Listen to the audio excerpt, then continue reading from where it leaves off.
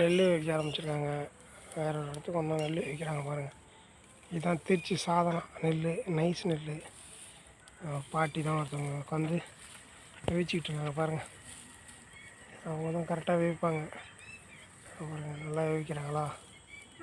இதை வேவிச்சு அதை திரும்ப கொட்டி அதை கரெக்டான பதத்துக்கு அதை வந்து ஆவாட்டி, கரெக்டான பதத்துக்கு தான் ஆவாட்டி அதை கரெக்டாக ரெண்டு நாள் காய வைக்கணும்.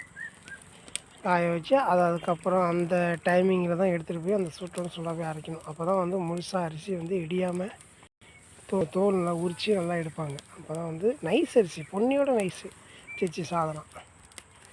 ஆமாம், வெள்ளை பொன்னியோட, ஆந்திரா பொன்னியோட இன்னும் நைஸு. ஆமாம், இவ்வளோ கஷ்டம் பாருங்கள், எவ்வளோ கஷ்டம் பாருங்கள். பாருங்கள் வேர்களே எப்படி இருக்காங்க பாருங்கள், அரைக்கிறாங்களா? இவ்வளோ கஷ்டப்படுறாங்க பாருங்கள்.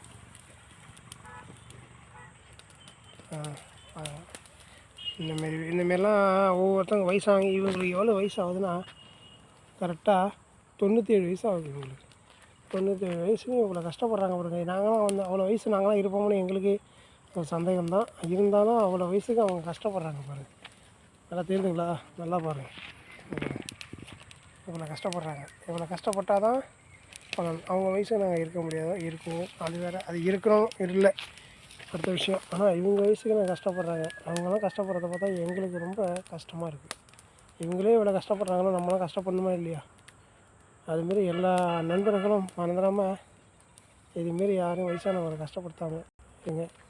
அவங்க வந்து நான் செய்கிறேன்னு சொல்கிறாங்க. அதனால தான் எடுங்க நிறுத்தி நாங்கள் போடுறோம். பாருங்கள் எவ்வளோ கஷ்டம். கிட்ட நிற்க முடியாது, வெந்துடும். அவ்வளோ தீ, கையை கிட்ட வச்சு ஏறி விடுறாங்க பாருங்கள். பாட்டிமாரெலாம் உங்களுக்கு பிடிக்குமா? பிடிக்குன்னா மறந்துடாமல் லைக் பண்ணுங்கள், கமெண்ட் பண்ணுங்கள். பிடிக்குன்னா ஒரு சப்ஸ்கிரைப் பண்ணுங்கள்.